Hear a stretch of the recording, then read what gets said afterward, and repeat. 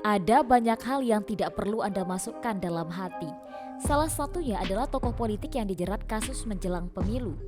Anda tidak perlu jadi bumper untuk tokoh semacam itu. Anda juga tidak perlu sekuat tenaga membela seterunya, yaitu kubu penguasa yang memanfaatkan kekuasaannya untuk menjerat lawan politiknya dengan kasus tertentu. Ketika Anda membela tokoh yang terjerat kasus, apalagi kasus korupsi, Anda akan segera mendapat label sebagai pendukung korupsi. Sebaliknya, Anda juga tidak perlu membela para penguasa yang memanfaatkan kasus korupsi, bukan demi penegakan korupsi itu sendiri, melainkan demi melemahkan lawan politiknya. Percayalah, penguasa semacam ini 11-12 saja dengan para pelaku korupsi yang mereka jebloskan ke balik jeruji.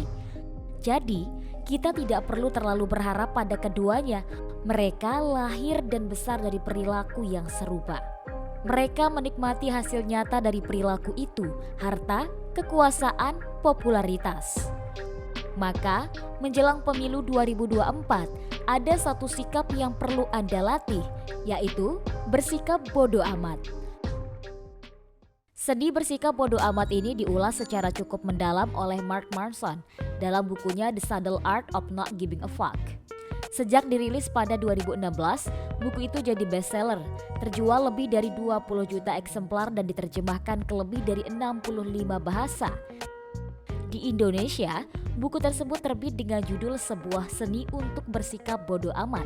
Buku tersebut menginspirasi banyak orang untuk mengabaikan hal-hal buruk yang kerap berseliweran di sekitar kita. Ada begitu banyak kejadian yang lewat di depan mata dan semuanya kerap menjadi distraksi kita. Persoalannya adalah, distraksi tersebut kerap menghalangi kita dari pencapaian tujuan kita. Hidup terlalu singkat dan tidak semua hal bisa kita pedulikan. Pada satu waktu, kita tidak mungkin fokus pada banyak hal. Ketika kita memilih untuk peduli pada satu hal, otomatis kita sedang mengabaikan hal-hal lain.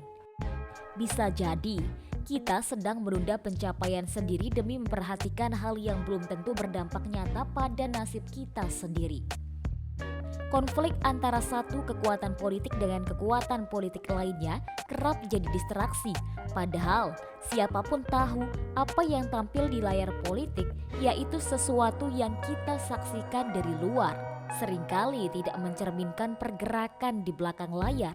Tapi, bersikap bodoh amat bukan berarti sikap apatis. Ini merupakan seni untuk mengelola perhatian dan menempatkannya pada hal yang paling layak.